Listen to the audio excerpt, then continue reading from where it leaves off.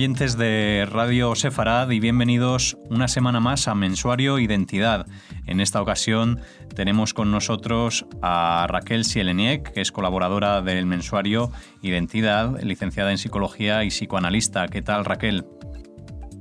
Hola, Alejandro, ¿cómo estás? Bienvenido tú y todos los que estén escuchando. Pues muchas gracias, bienvenidos a todos a esta nueva edición del Mensuario Identidad, del que antes de nada vamos a recordar la página web para todos aquellos que quieran consultarla, que sería www.identidaduruguay.com.uy, UY de Uruguay. Bueno, Raquel, nos vas a hablar en esta edición del tema de la droga, pero la droga contextualizada en el nazismo, porque, bueno, a raíz de varios intereses y estudios que has tenido, has descubierto cómo los nazis la utilizaron durante la guerra y también nos vas a hablar de varios episodios, lo vas a relacionar con el medio audiovisual porque has encontrado información sobre este tema concretamente en Netflix y en National Geographic. Te dejo que nos lo expliques tú mejor. Alejandro, yo estoy trabajando con esta temática del Holocausto hace mucho tiempo, hace años de pronto, con interlocutores, conversando y pensando. Uh-huh. De modo que no me es demasiado ajena, uno no abarca toda la lectura, pero no me es demasiado ajena la temática. De modo que de pronto me topo con una noticia que me dejó absolutamente sorprendida porque nunca la había escuchado, y que tiene que ver con las drogas de la época de la Segunda Guerra y tiene que ver con el Tercer Reich. Uh-huh. De modo que el primer impacto que me provoca es cuando me pasan un link de Netflix, por Netflix, uh-huh, que se llama Nazi Secret Files, los archivos secretos nazis. Y allí hay 10 episodios. Yo comienzo a leer escucho el primero y me quedo muy asombrada porque despliegan una temática de drogas que es absolutamente insólito, que nunca nadie haya escuchado hablar de esto. De modo que te lo digo un poco corroborando estas cosas que uh-huh, después de esto yo voy a la biblioteca o a la librería y pido a ver si hay algún libro que tenga que ver con las drogas y los nazis. Y me mandan que se llama Heil Hitler, no Heil Hitler, Heil Hitler se llama, y se uh-huh, llama, el subtítulo es Las drogas en el Tercer Reich, de Norman Ohler. Y simultáneamente ya empiezo a transmitir que estoy asombrada con esta temática, y me invitan a ver un episodio también de la National Geographic, 2 episodios de la National Geographic, uno de ellos también hablando de las drogas, y el siguiente episodio habla de la adicción de Hitler a las drogas. Yo, te confieso que yo estoy muy azorada aún, porque ¿por qué esto no había salido? No, ¿por qué no había salido a la luz este asunto de las drogas, verdad? Uh-huh. Es como que uno sabía que sí, que tomaban alcohol y que muchas veces necesitaban tomar alcohol, y los comandantes servían alcohol a los soldados para que pudieran tolerar el horror de lo que ellos mismos estaban padeciendo y haciendo, ¿no?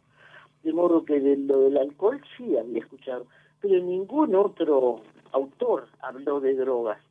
Con lo cual, yo te digo honestamente, hice este artículo que me tomó por sorpresa y todavía estoy sorprendida, Alejandro. Yo todavía estoy investigando porque además de no saber nada de drogas aparece el tema y de pronto aparece un libro y aparece sí, la BBC y los documentales de National Geographic, de Netflix. Que tanto los episodios de Netflix como de National Geographic. Y a raíz de esto, Raquel, ¿qué es lo que descubres? ¿Qué encuentras? ¿Qué drogas se consumían? ¿En qué momentos? Cuéntanos un poco sobre tu investigación. Sí, te cuento. Lo que aparece allí es una medicación, son metanfetaminas.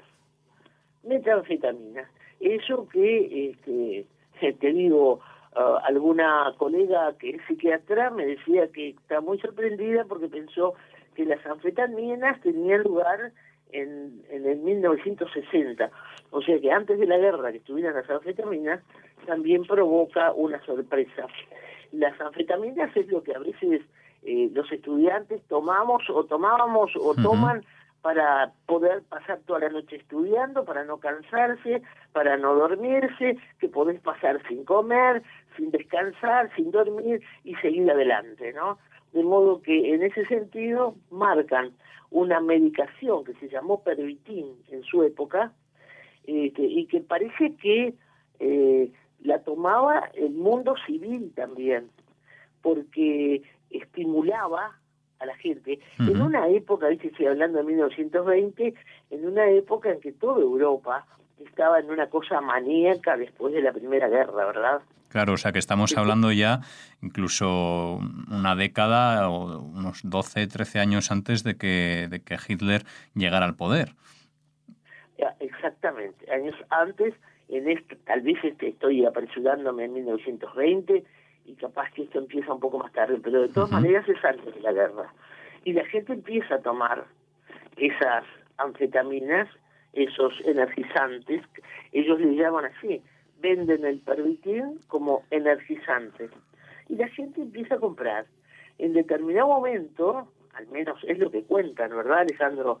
En determinado momento el ministro se da cuenta de que estas anfetaminas están provocando una dificultad en la población de salud. Bueno, ya sabemos lo que son los excesos, lo que son las adicciones, a esta altura ya lo sabemos. De modo que eso empieza a jugar una idea del ministro de prohibirlo a la población civil. Pero ya estamos con los nazis encima, ¿no? Ya estamos con los nazis encima y alguien de los nazis, algún comandante, empieza a darse cuenta que este Pervitin podría ser muy bueno para una guerra que ya se anunciaba de algún modo, ¿no? Y que podía ser muy bueno para los soldados. Es decir, que disculpa, Raquel, sí, perdona. Discúlpame, Raquel. ¿Se puede decir entonces que este Pervitin se prohíbe, ¿no?, su consumo al personal civil? Se prohíbe al personal civil, pero ¿qué pasa con este asunto de la droga? Según dice en Netflix, los episodios estos, alguien percibe de los nazis que esto puede ser un coadyuvante muy importante para la guerra. De modo que la prohibición aparece para el mundo civil y para el mundo del ejército dicen que se permite solamente en situaciones especiales. Te puedes imaginar que dicho de esta manera, las situaciones especiales no hay nada que pueda detenerlo, de modo que se genera más Pervitin y según dice la información, aparece una segunda fábrica con ese fármaco que va dedicada al ejército. Y entonces transmiten lo que despliega el ejército con esas pastillas. Y entonces, digamos, explica algunas de las cosas que podría explicar, qué sé yo. Sí. Algunas de las cosas que a mí me llamaba la atención cuando yo leía, ¿no? Y cómo tan rápido la famosa Blitzkrieg, la guerra relámpago, ¿no? Que en pocos días los soldados alemanes están en París. ¿Cómo hacen tan rápido, verdad?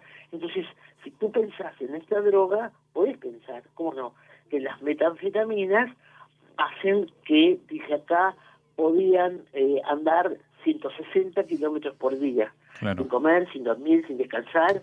Eso podría explicar algo de esta fuerza insólita, ¿verdad?, que te da la droga, ¿no? Claro, sin duda. Sí. Y a raíz de estos estudios, Raquel, no sé si todos los episodios, así como el libro de Norman Fowler que también has leído, hacen referencia a este Pervitin ¿O también has descubierto otras sustancias que explicaran tanto estos sucesos como otras acciones, ¿no? Porque entiendo que también Ahí no solo lo vamos lo que a... hay es, sí, lo que pasa es que yo no me puse a profundizar demasiado en los temas, pero hay algo que se llama Crystal Meth, que es una de las nominaciones de esta metanfetamina, ¿no? Lo que me resultó muy interesante, Alejandro, es que ya los ingleses estaban viendo qué pasa con esta raza aria tan poderosa, ¿no?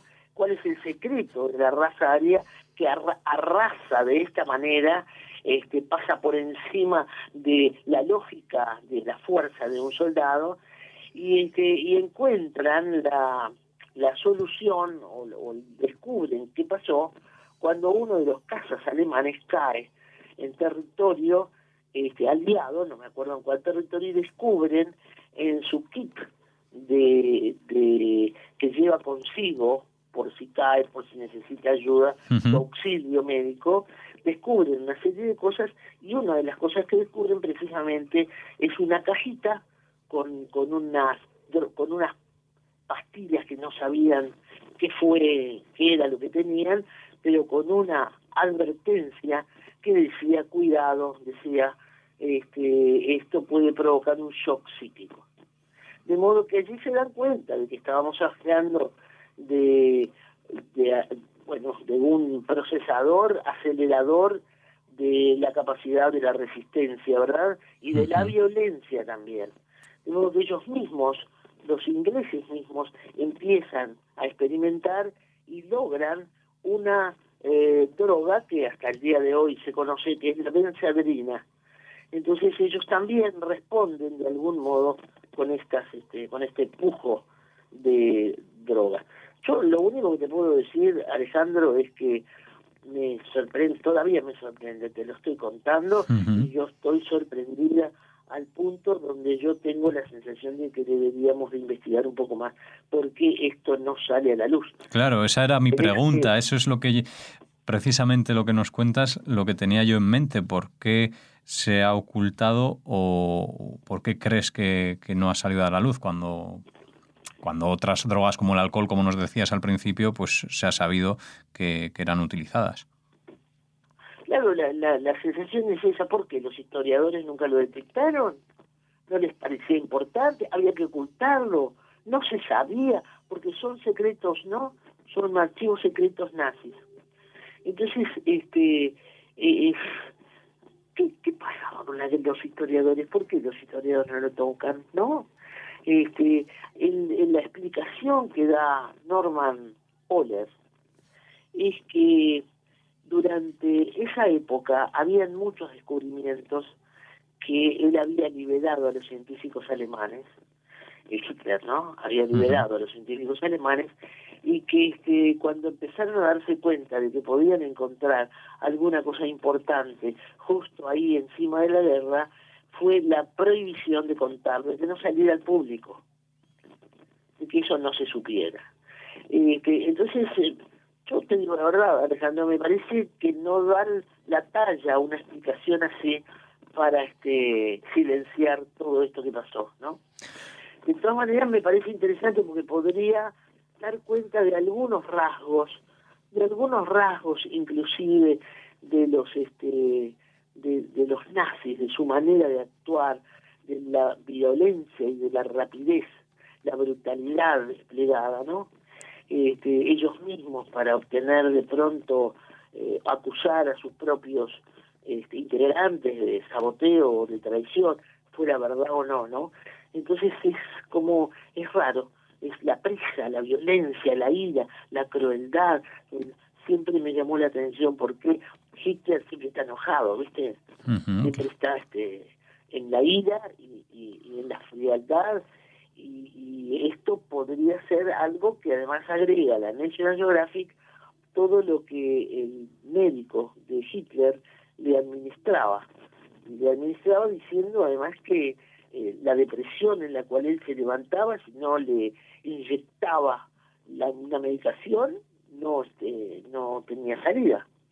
Y además decía que después, con esa actitud manía, porque pasaba de la depresión a la manía, ahí tomaba decisiones. Yo te confieso que todavía dudo, ¿viste? Todavía me queda como buscar más elementos para corroborar esto.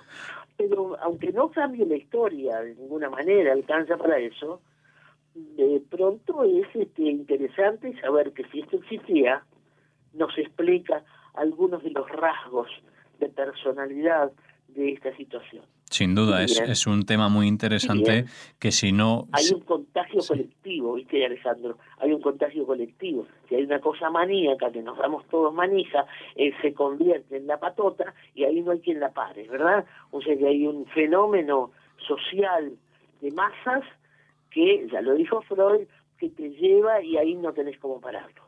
Y no precisas drogas, inclusive con eso, marcha solo, ¿verdad? Claro. Uno se va contaminando con el otro y marcha solo. El contagio de lo social, ¿no? Y de la afinidad al otro, al círculo social, al final conlleva que un pensamiento o una verdad que no es verdad se contagie solo por el hecho de no ser excluido, ¿no? De un grupo. Exactamente. Entonces... O también, inclusive, el apoyo, ¿no, Alejandro? El apoyo que la gente le podía haber hecho a toda esta locura de Hitler, algo así como en esta mentalidad alemana de obediencia que caracteriza la mentalidad alemana, de obediencia y de aquella consigna de un líder, un camino, un pueblo, ¿no? Bien, Raquel, sí, pues... Se plegaba Heidegger, el filósofo del siglo XX, se plegaba al movimiento nazi. Eso sí te lo digo afirmándolo, ¿no? Hay todo un discurso cuando Heidegger entra al rectorado nombrado por Hitler. El discurso está en internet y más aún muchas veces ocultan las cosas. Los nazis siempre trataron de ocultar las cosas, ¿verdad? Trataron de ocultar Auschwitz, trataron de destruir Auschwitz, cosa que no les dio tiempo.